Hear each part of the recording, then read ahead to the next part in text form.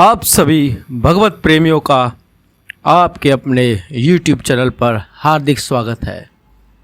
आप सभी भगवत प्रेमियों को, देशवासियों को रामनवमी की ढेर सारी शुभकामनाएं।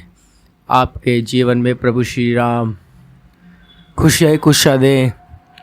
आज का हमारे जो विषय है वह रामनवमी पर ही आधारित है।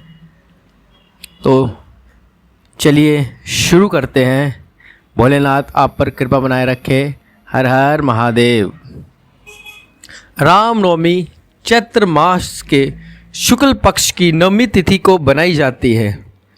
यह पर्व त्रेता युग में भगवान विष्णु के 7वें अवतार प्रभु श्री राम के जन्म की स्मृति में मनाया जाता है।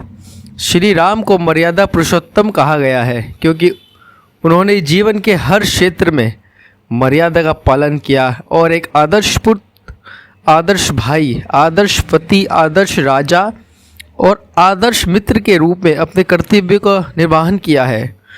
श्री राम का जन्म और उनका जीवन।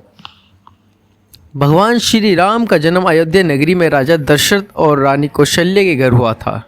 राजा दशरथ की 3 रानियां थीं, कौशल्या, कैकेयी और सुमित्रा। दशरथ को संतान प्राप्ति की इच्छा थी, जिसके लिए उन्होंने महिषी शीशंग द्वारा पुत्र कामेष्ट यज्ञ कराया। यज्ञ के फलस्वरूप तीनों रानियों को दिव्य खीर प्राप्त हुई और कुछ समय बाद 4 पुत्र राम, लक्ष्मण, भरत और शत्रुघ्न का जन्म हुआ। श्री राम का जीवन धर्म, सत्य, कर्तव्य पालन की मिसाल है। उन्होंने अपने पिता की आज्ञा का पालन करते हुए 14 वर्ष का वनवास स्वीकार किया। माता कैकेयी की इच्छा अनुसार युवराज पद त्याग दिया। राक्षस राज रावण का वध करके पृथ्वी को अन्याय और आतंक से मुक्त किया। उनके चरित्र का हर पहलू अनुकरणीय और प्रेरणादायक है। रामनवमी का धार्मिक महत्व। रामनवमी न केवल श्री राम के जन्म का दिन है, बल्कि यह दिन धर्म और अधर्म के बीच संघर्ष में धर्म की विजय का प्रतीक भी है। यह दिन हमें यह सिखाता है कि चाहे कितना भी कठिन समय आए, सत्य और धर्म की राह नहीं छोड़नी चाहिए। भगवान राम का जीवन हमें धैर्य, सहनशीलता, कर्तव्य निष्ठा और प्रेम का संदेश देता है।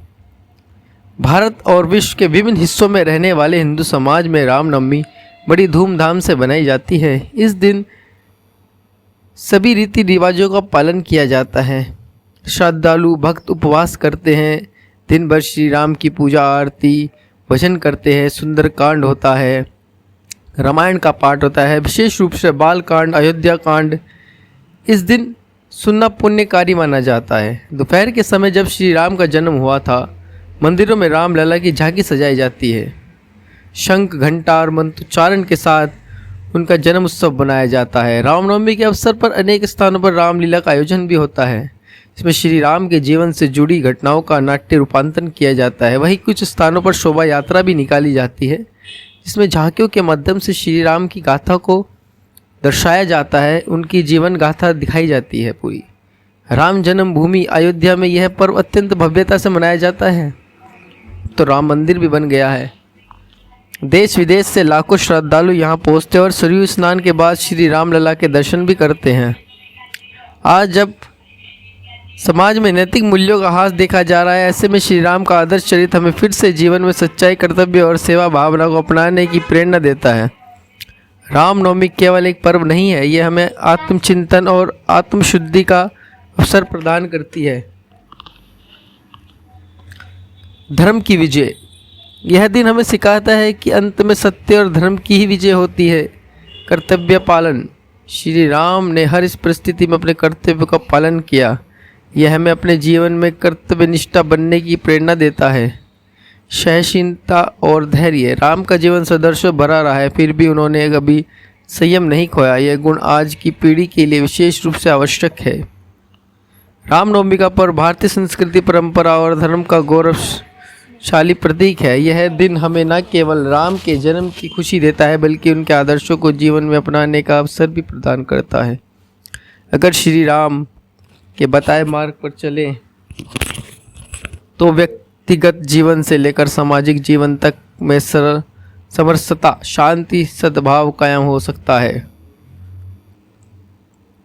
आपको ये वीडियो कैसी लगी, अच्छी लगी तो अपने सगे संबंधियों को शेयर करें, लाइक करें, चैनल को सब्सक्राइब करें।